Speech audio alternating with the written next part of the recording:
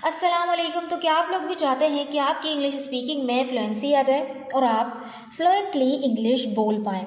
तो इसका सिर्फ और सिर्फ एक राज है जिसको अपनाने से आप इंग्लिश को आसानी से रवानी से बोल सकते हैं। वो क्या है जो कि नेटिव स्पीकर्स भी अपनाते हैं? उनका एक तरीका है कि वो बोलते वक्त रिडक्शंस का ज़्यादा इस्तेमाल करते हैं, जिससे उनकी ज़बान से वो आराम से अदा हो जाते हैं। वो वर्ड्स जो कि हमें मुश्किल लगते हैं बोलने में और हमारी ज़बान से अदा नहीं होते। तो अगर हम भी उनकी ये एक आदत अपना लें यानी रिडक्शंस का इस्तेमाल कर लें तो हमारी भी स्पीकिंग इम्प्रूव हो सकती है। ये रिडक्शंस क्या होते हैं? ये रिडक्शंस बेसिकली एक कॉन्ट्रैक्शन होता है वर्ड्स का, यानी शॉर्ट फॉर्म होती है वर्ड्स की जो कि हम आराम से अदा कर लेते हैं, यानी वर्ड को रिड्यूस कर दिया जाता है और आराम से उसको बोल दिया जाता है। जैसे कुछ यहाँ पर रिडक्शंस हैं: gimme, gonna, wanna, gotta, lemme, dunno, kinda, outta, whatcha and gotta. ये दिखने में कैसे लग रहा है? इनके कोई मतलब ऐसे, यानी कि इस दिखने में कोई मतलब इसका नहीं निकलता। ये सिर्फ बोलने के लिए रिडक्शंस यूज़ किए गए हैं। अच्छा, ये याद रखिएगा कि ये कभी भी रिटन इंग्लिश में यूज़ नहीं किए जाते, क्योंकि ये ग्रामेटिकली नहीं बल्कि ये जो है हमने रिडक्शंस यानी कि नेटिव स्पीकर्स ने ये रिडक्शंस बनाए हैं सिर्फ बोलने की आसानी के लिए।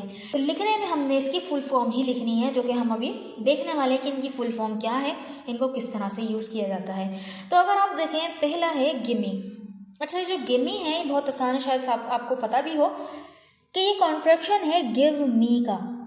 गिव मी यानी मुझे दे दो, गिव मी मुझे दे दो, और कोई चीज़ वो लगा सकते हैं। जैसे ये बेसिकली इम्पेरेटिव सेंटेंस का एक पॉजिटिव जुमला है, जैसे गिव मी सम वाटर, मुझे कुछ पानी दो।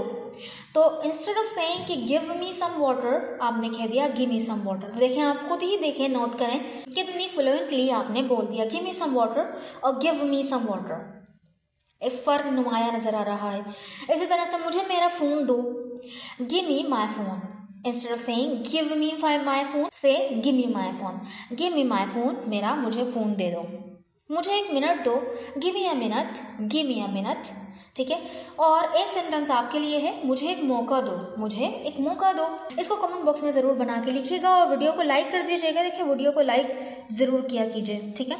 अच्छा, नेक्स्ट है गोना। अच्छा, ये गोना जो है ये बेसिकली गोइंग टू का रिडक्शन है, यानी गोइंग टू। इसका मतलब क्या होता है? इससे पहले हम क्या लगाते हैं? कोई बी फॉर्म लगाते हैं, यानी is am are was were, उसके बाद हम गोइंग टू का यूज़ करते हैं ना। तो इसका मतलब होता है कोई काम हम करने वाले हैं या कोई काम हम करेंगे। ये नियर फ्यूचर को दिखाता है, जो कि आने वाला वक्त है उसको दिखाता है। जैसे मैं आज पढ़ने वाली हूँ, तो मैं बोलूँगी I am gonna study today. तो हम यहाँ पे देखें, I am gonna study today बोलेंगे I am going to study today की बजाय।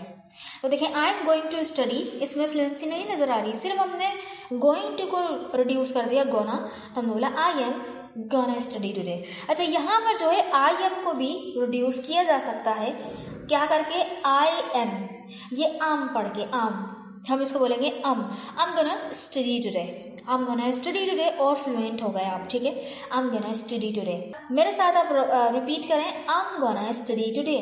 अब तेजी में करें, I am gonna study today, I am gonna study today. ठीक है। अच्छा, नेक्स्ट है वो कल आएगा। वो कल आएगा यानी वो कल आने वाला है, कुछ भी कह लें आप, एक ही बात है, नियर फ्यूचर को दिखाता है ये। तो हम बोलेंगे he is gonna come tomorrow, he is going to come tomorrow की बजाय हम बोलेंगे he is gonna come tomorrow. या आप ही इसको भी कॉन्ट्रैक्शन बना दें कि he's gonna come tomorrow, he's gonna come tomorrow. अच्छा, एक सेंटेंस आपके लिए, हम जीतने वाले हैं, हम जीतने वाले हैं।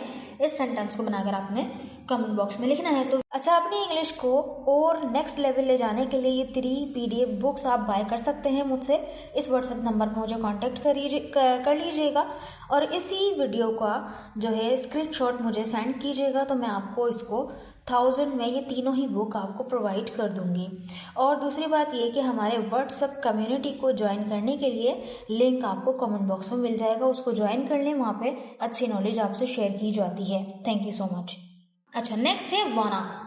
अच्छा, ये जो वाना है यानी ये वांट टू का कॉन्ट्रैक्शन है, जिसका मतलब होता है हम कुछ चाहते हैं करना, है ना। वांट टू के बाद वर्ब की फर्स्ट फॉर्म आती है। जैसे मैं सोना चाहती हूँ, तो हम आई वांट टू स्लीप के बजाय बोलेंगे आई वांट टू स्लीप। आई वाना स्लीप, आई वाना स्लीप। अच्छा, इस आई को भी जो है आप आई पढ़ने की बजाय आ बोलते हैं, आई वाना स्लीप, आई वाना स्लीप।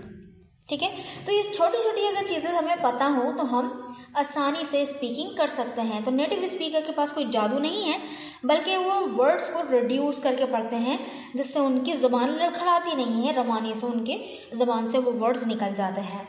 ठीक है, इस तरह से ये देखें, वो तुमसे बात करना चाहती है।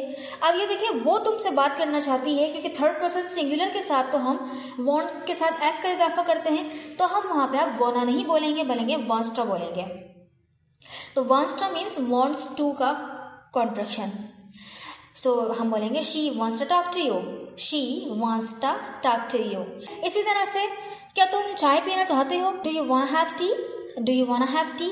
अब ये जो डू यू है ना, आप इसको भी बना सकते हैं ड्यू, ड्यू, इस तरह से ड्यू करके, जो do you want have tea, do you want have tea, do you want have T.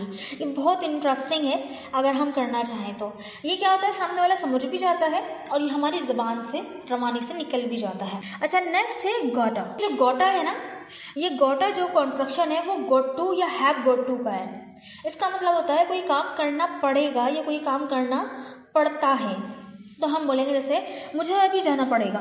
तो वैसे तो ये है I have got to go now, लेकिन हम इसको जो है सिंपल बोलने में आसानी से बोलते हैं I got to go now, I got to go now.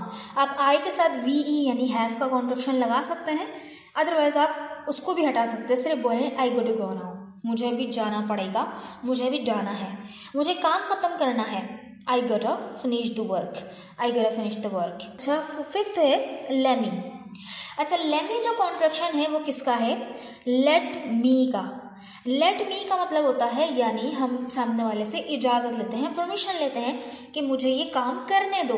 तो यहाँ पे हम बोल रहे हैं मुझे करने दो कुछ, ठीक है, और इसके बाद हम वर्ब की फर्स्ट फॉर्म लगाएंगे, कोई भी चीज़ करने देना। जैसे मुझे कोशिश करने दो तो हम बोलेंगे let me try, let me try. ये बोलने के बजाय लेट मी ट्राई तो हम बोल सकते हैं लेट मी ट्राई। तो let me try, let me try.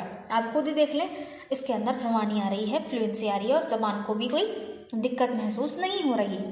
इसी तरह से मुझे समझाने दो, let me explain, let me explain. ठीक है, मुझे देखने दो, लेट मी सी। मुझे फ़ोन करने दो, लेट मी कॉल हिम। एक सेंटेंस आपके लिए, मुझे फैसला करने दो, मुझे फैसला करने दो। हम नेक्स्ट वाले पे बढ़ते हैं जो कि है डोनो। अच्छा, ये जो डोनो होता है ये डोंट नो का रिडक्शन है, डोंट नो का कॉन्ट्रैक्शन है, सही है। तो इसका मतलब होता है नहीं मालूम, यानी मुझे नहीं मालूम। तो आप सिर्फ डोनो भी बोल सकते हैं या आप आई का यूज़ भी कर सकते हैं, मुझे नहीं मालूम, आई डोनो, या बोलते हैं डोनो, आई डोनो। ठीक है, आई डोंट नो के बजाय आप क्या बोल सकते हैं, आई डोनो। मुझे नहीं पता वो कहाँ है, I don't know where he is, I don't know where he is. ठीक है, अच्छा, एक सेंटेंस आपके लिए, मुझे इसका जवाब नहीं मालूम, मुझे इसका जवाब नहीं मालूम। इस सेंटेंस को बनाकर आपने कमेंट बॉक्स में ज़रूर लिखना है। ठीक है, नेक्स्ट है काइंडा।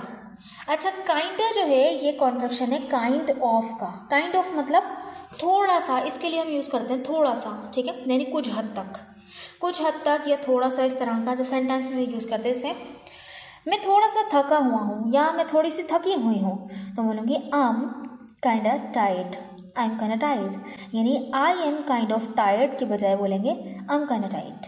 वो थोड़ा सा गुस्से में है, he is kinda angry, he is kinda angry, यानी वो थोड़ा गुस्से में है, थोड़ा गुस्सा हुआ है। तो he is kind of angry बोलने के बजाय ही इज काइंडा एंग्री। ये फिल्म थोड़ी सी बोरिंग है, this movie is kinda boring, this movie is kinda boring, या आप बोल सकते हैं this movie is kind of boring. इसको ये बोलने के बजाय this movie is kind of boring, you can say this movie is kind of boring. ठीक है, नेक्स्ट है आउटा।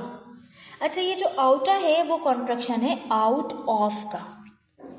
अच्छा, आउट ऑफ का मतलब दो होते हैं, एक होता है किसी चीज़ से बाहर या तो ख़त्म हो जाना किसी चीज़ का। जैसे कि हम बोले मेरे पास पैसे ख़त्म हो गए हैं, तो मैं बोलूँगी I am out of money. तो हम इसको रिडक्शन यानी रिड्यूस करके बोलेंगे I am out of money, I am out of money, I am out of money. ठीक है, मेरे पास वक्त ख़त्म हो गया, I am out of time के बजाय बोलेंगे I am out of time, I am out of time. ठीक है, लेकिन लिखने में I am out of time ही बोलेंगे, सही है, सिर्फ ये स्पीकिंग के लिए है, स्पीकिंग को इजी बनाने के लिए है।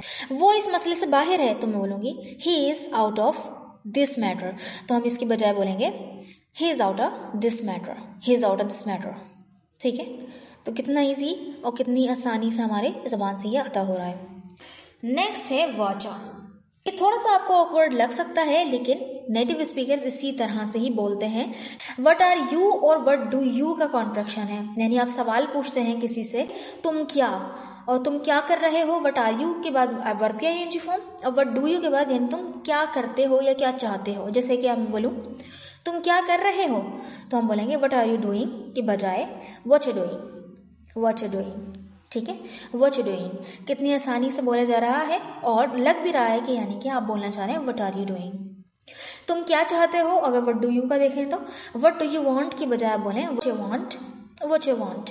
ठीक है, अच्छा एक सेंटेंस आपके लिए, तुम क्या सोच रहे हो, तुम क्या सोच रहे हो, इस सेंटेंस को बनाकर कमेंट बॉक्स में लिखिएगा। अच्छा नेक्स्ट और लास्ट है इस वीडियो का, वो क्या है गॉचा। अच्छा गॉचा जो है गॉट यू यानी आई गॉट यू यानी मैं समझ गया, जैसे अच्छा मैं समझ गया गॉचा, सिंपल आप बोल दें गॉचा। ठीक है, गॉचा, हाँ बात समझ आ गई, gotcha no problem, gotcha no problem. ठीक है, तो हम बोलने के बजाय yes I got you no problem बोलें गॉचा नो प्रॉब्लम। ठीक है मैं कर लूँगा, gotcha I do it, I got you I do it, ये बोलने के बजाय gotcha do it, gotcha I do it. ठीक है, अच्छा एक सेंटेंस आपके लिए अब समझ आया, अब समझ आया, इस सेंटेंस को बनाकर आपने कमेंट बॉक्स में ज़रूर लिखना है। तो ये रिडक्शंस अपनी डेली कॉन्वर्जेशन में आप ज़रूर यूज़ कीजिएगा, और अगर आप कहेंगे अगर इस वीडियो पे 1000 लाइक्स हुए तो मैं इंशाल्लाह इसका सेकंड पार्ट भी बनाऊंगी, और इस तरह के बहुत सारे रिडक्शंस हैं जो कि हमारी स्पीकिंग को बहुत ईजी बना देते हैं। अगर आप चाहेंगे तो डेडिकेटेड मैं इस पर 2-3 वीडियोज़ और बना दूँगी। सो इस वीडियो में यहीं तक, अल्लाह हाफिज़, थैंक यू सो मच।